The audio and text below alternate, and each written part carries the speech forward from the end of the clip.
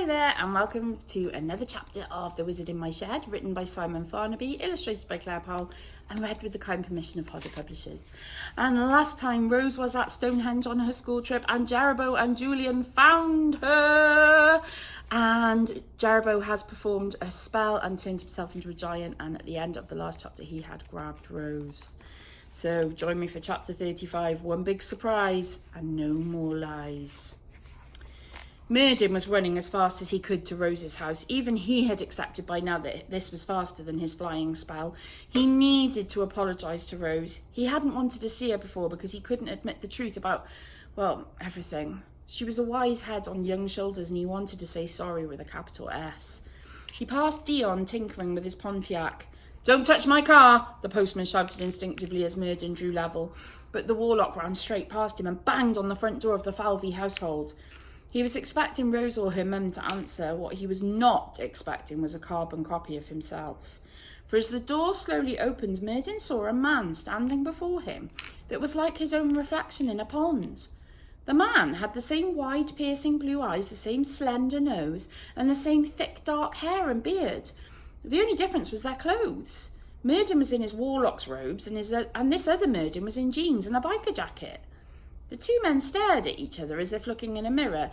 They then started blinking and squinting and touching their own faces to see if their eyes were deceiving them. "You must be Merdyn the Wild," the other Merdyn said eventually. "Aye," said Merdyn, wondering what on earth was going on. "And who art thou, sire?" "I'm Martin, Rose's uncle, her dad's brother," said the other Merdyn.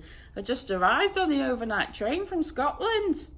Uncle Martin carried on talking as several cogs and pulleys whirred in the washing machine of Merdyn's brain. "You see, I got this strange message on my answering machine from Susie when I got home the other day. I've been on a week-long fishing trip, didn't take my phone, I'm not one for technology." But Merdyn wasn't listening. His thoughts were beginning to add up like some complex mathematical equation. It went thusly: Merdyn's theory of relativity. I am from here, plus Rose is from here, plus Rose's dad and brother are from here, and Rose is W blood, and Rose's dad's brother looks exactly like me. Every muscle in Merdyn's face spasmed with joy, and he embraced Martin suddenly. "We are family," he cried. "Thou art my descendant. Rose is my great-great-great-great lots of times great-granddaughter, and I am her ancestor. That's how she is W blood." Martin was just hearing words he didn't understand, but he liked a good hug as much as the next man, so he didn't mind. "Where is Rose? I must see Rose and tell her the good news," cried Merdyn, almost bursting with joy. "Everyone wants to see Rose this morning," said Uncle Martin. "Join the queue, pal." "What do you mean?" asked the Warlock pitch kettles. "Well, we had this weird magician here just before you arrived," Rose's uncle explained. "Jerabo the Great or something." "What did he want us?" Merdyn asked, not liking the sound of this.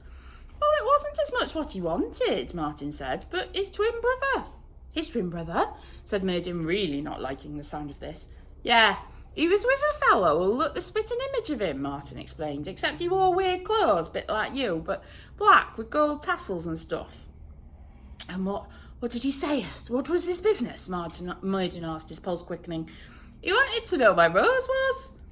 If Merdyn had had an early warning alarm system fitted in his ears, it would have been ringing very loudly just then. Was it possible? Had Jerabo come here? Of course it was possible. Jerabo has the spell book. There was a sudden scream from the front room of the house. "Ah!" Merdyn and Uncle Martin rushed inside with Dion, who had also heard the scream, close behind them. In the front room, they found Susie pointing at the TV news with fear in her eyes, and they all watched in horror as live footage of Rose at Stonehenge filled the screen. She was scared, she was squirming, and she was being held in the huge fist of Jeremiah Jerabo, who was looking, frankly, very giant-like. It reminded Dion of a famous scene from the film King Kong. "The magic circle," hissed Merdyn breathlessly. "'Tis still here?"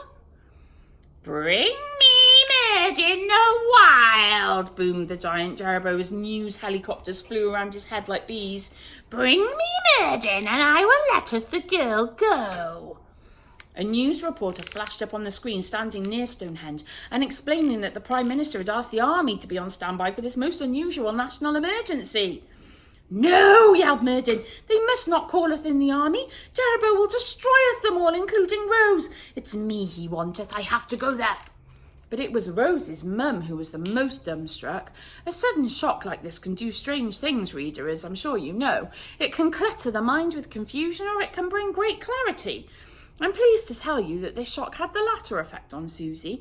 At that moment she realised for the past couple of years she'd been living her life all wrong. Yes, her lovely husband had died far too young, and that was about the worst thing you could think of, but she still had 2 wonderful children, and she loved them, and they loved her. What an idiot I've been, she thought, and she sprang into action mum mode. "Right, Dion," said Susie, "can we borrow your car?" Dion groaned. He'd only just fixed his car up, and if he was reading the room right now, it was going to be used in a life or death race to confront an angry giant. What could possibly go wrong? He said. "Good," said Mum. "Martin, can you still drive?"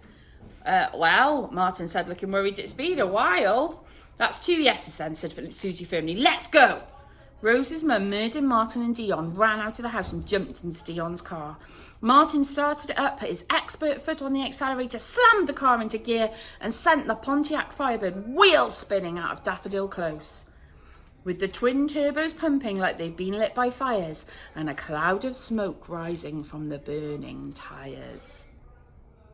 Chapter 36, Revenge at the Henge, a.k.a. the groans betwixt the stones. All hell was breaking loose at Stonehenge. The whole place was teeming with police and soldiers, but they couldn't touch the giant Jeremiah Jerbow. The Prime Minister had sent fighter jets, attack helicopters, but Jerbow was too big and powerful to overcome.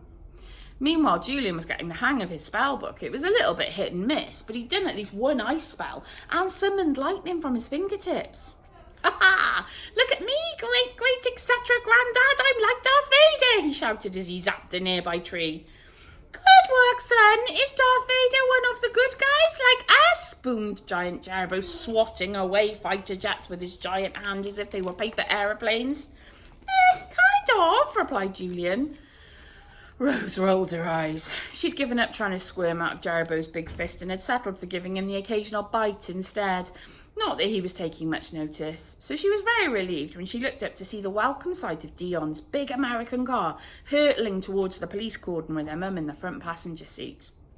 Uncle Martin screeched to a halt next to the line of army soldiers. "Sorry, sir, this area is in a lockdown," said a diligent officer. Mum whammed the window down. "Let us through," she screamed. "That's my daughter up there in that monster's hand." But the soldier shook his head. "Move along, madam," he said instead, rather threateningly. "I will not," cried Susie. "Then I shall have to arrest you, ma'am." "Stand down, soldier," said a firm voice suddenly. Susie looked about for her saviour. It was none other than Sergeant Murray. "Let this fine woman through," said the sergeant. "Sir, yes, sir," saluted the soldier, and he stepped aside to let the Firebird pass.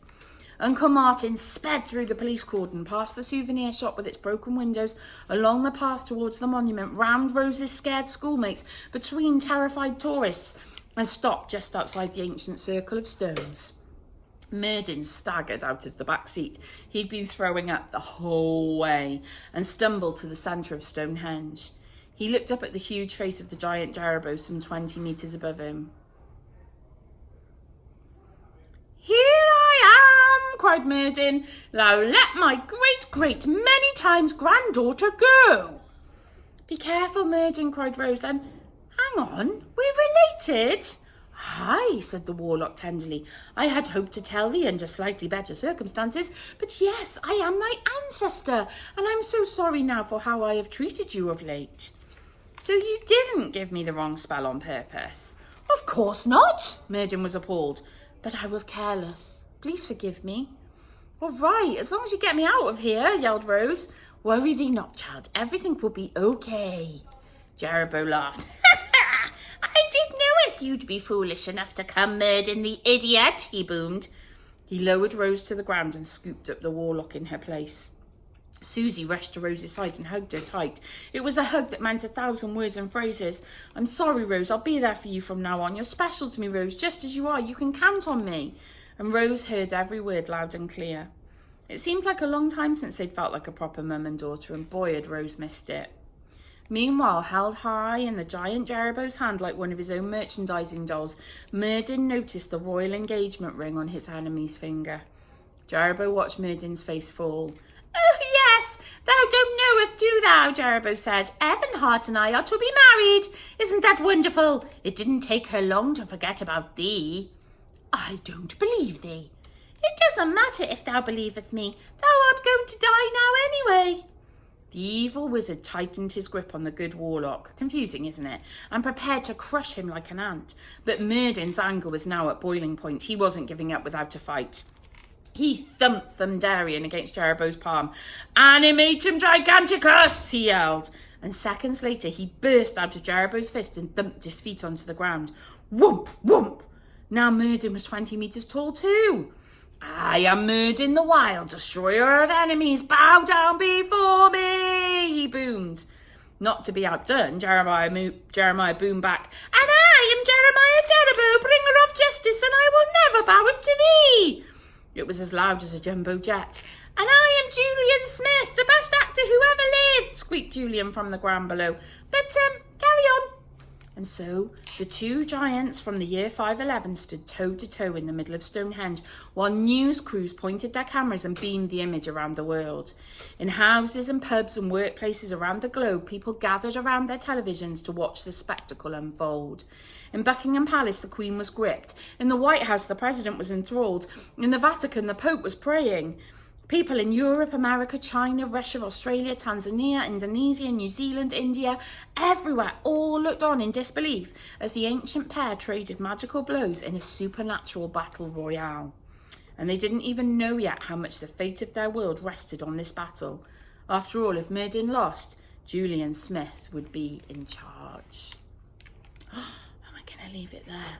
Join me next time for the second part of this chapter, and we're going to find out the fate of Merdyn and the world. See you later, everyone. Bye-bye.